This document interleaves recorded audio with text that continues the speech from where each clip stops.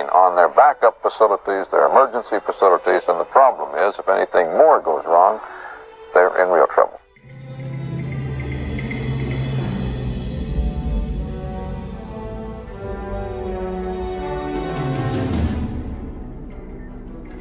(1995) Apollo 13. It's April the 13th, 1970.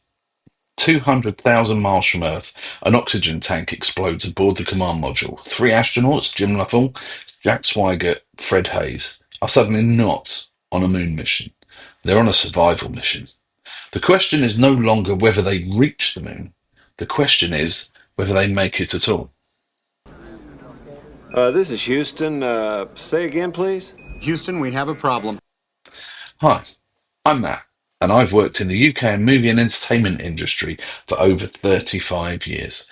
From post-production to press, I've seen the blockbusters, I've seen the flops, and I've seen plenty of forgotten gems along the way.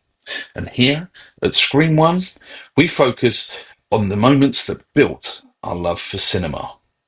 So why don't you subscribe and join our growing video store society for your weekly slice of essential cinema. Now, Ron Howard's Apollo 13 remains one of the greatest American films of the 1990s, a true story told with extraordinary restraint, no false drama, no invented heroics, just the actual events, and inside it, buried inside it, is a moment so understated you could miss it entirely. But if you understand what it represents, it's the most important 60 seconds in the film. The crew have abandoned the command module, moved into the lunar module Aquarius, using it as a lifeboat, which it was never designed to be. Power is critically rationed, but a second problem is building quietly, and it's potentially lethal. Carbon dioxide. The astronauts are inhaling CO2 in a sealed space, and the lunar module scrubbers are being overwhelmed. The filters that could fix it are back on the command module, but they're square. The lunar module scrubbers are round. On Earth, that's a design oversight. 200,000 miles from home, and it's a death sentence, unless someone figures out how to make literally a square peg fit in a round hole using only the materials they have on the spacecraft. That's the problem. But the man who represents what happens next, the spirit of what you're about to watch, is a 26-year-old NASA flight controller named John Aaron. Let's watch the clip. Yeah, Houston, this is Aquarius. Go ahead. Yeah, Jim, could you check your CO2 gauge for us? Yeah, Houston, we were just looking at that. Our CO2 measurement has jumped 4 notches in the last hour. That can't be right. I went over those numbers 3 times. Jim, that sounds about right. We're expecting that. Well, that's very comforting to know, Houston. What do we do about it? Jim, we're working on a procedure down here for you. Do you copy? Oh, Christ. All right, Houston, we're standing by for those procedures. Christ, I know why my numbers are wrong. I only figured it for 2 people. Maybe I should just hold my breath. The deadly CO2 gas is literally poisoning the astronauts with every breath in and out. Heads up. And spokespeople will not comment further. Go. Heads up, people. Look out now. What's this? That's what they gotta make. Well, I hope you got the procedures for me. Right here. That's it? Alright, Aquarius, this is Houston. Do you have a flight plan up there? Affirmative, Andy. Jack's got one right here. Okay, we have an unusual procedure for you here. We need you to rip the cover off. I want you to rip the cover off the flight plan. With pleasure. Alright, now the other materials you're going to need here are a lithium Hydroxide canister. You need 2 lithium hydroxide canisters, I'm sorry. A roll of gray tape. Duct tape. That's duct tape. You need an LCG bag, 2 LCG bags, red suit hoses. We've got the flight plan covered.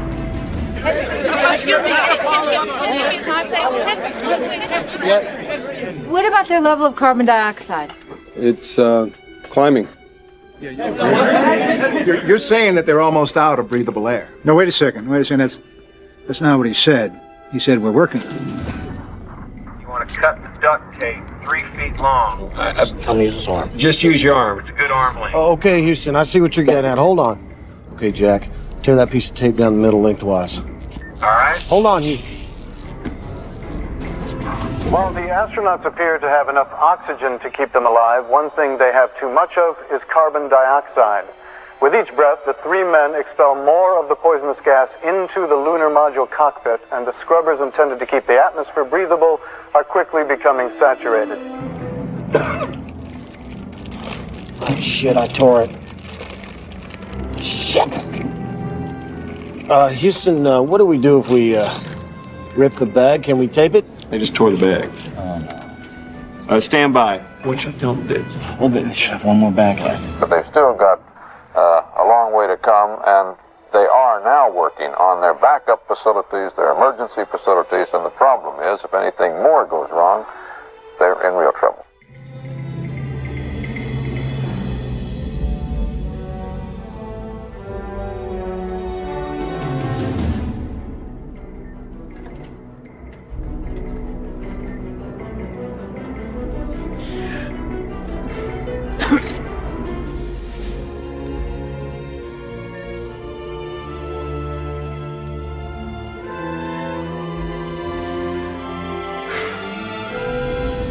As most of you are aware, there is no rescue possible in spaceflight. And any rescue system the space agency has long since calculated, any rescue system the space agency calculated.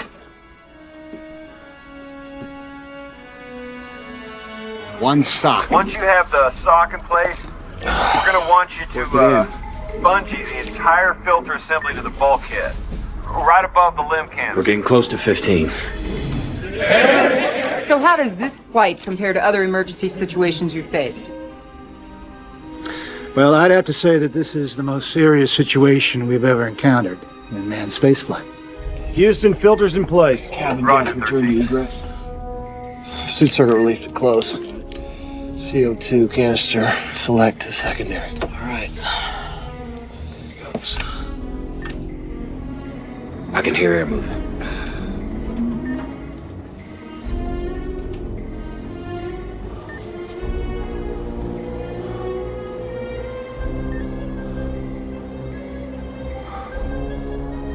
Just breathe normal, fellas. Aquarius, please advise on CO2 status. Yeah, Houston, we're taking a look at those numbers right now.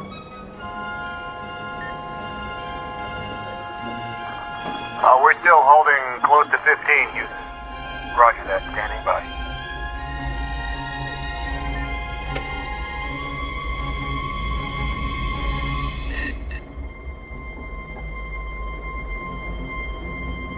Houston, the CO2 level has dropped to 9, and it is still falling.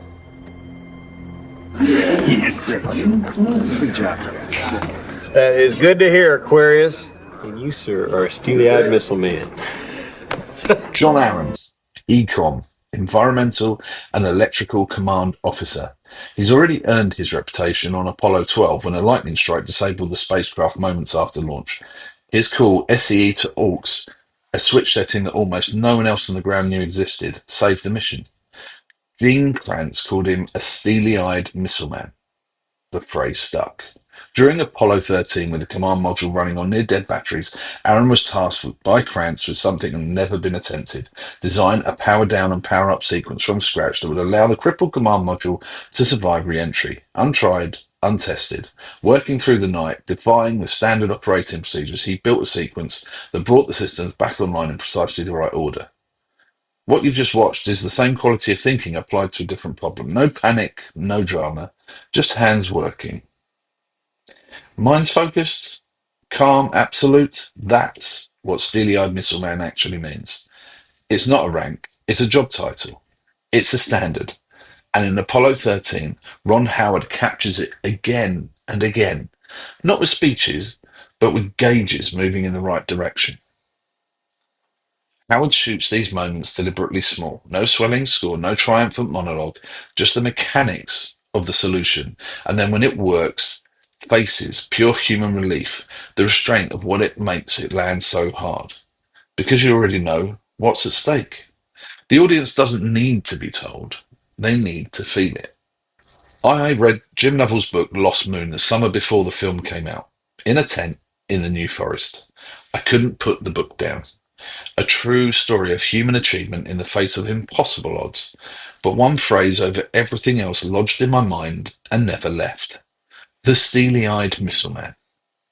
In the film, it translates into a moment so understated you can miss it entirely. But its meaning, especially for anyone inside NASA, runs far deeper than it appears on screen. In a series of events that could have killed the crew, this moment more than any other started with a chain of events that turned a disaster into triumph. That's why, for me, this is the moment you want to punch the air. The best moment in the film, more so than Houston, we have a problem, because at that point, they're still staring at the catastrophe. Here, they stop focusing on what went wrong and start building the solution. A massive positive out of a catastrophic negative. That's the mission. That's the film. That's essential cinema. So, Apollo 13 is one you owe yourself if you've never seen it. And if you have, watching it again and knowing what you know now, hit subscribe and join our Video Store Society, because there's more where this came from. And remember, essential cinema, always.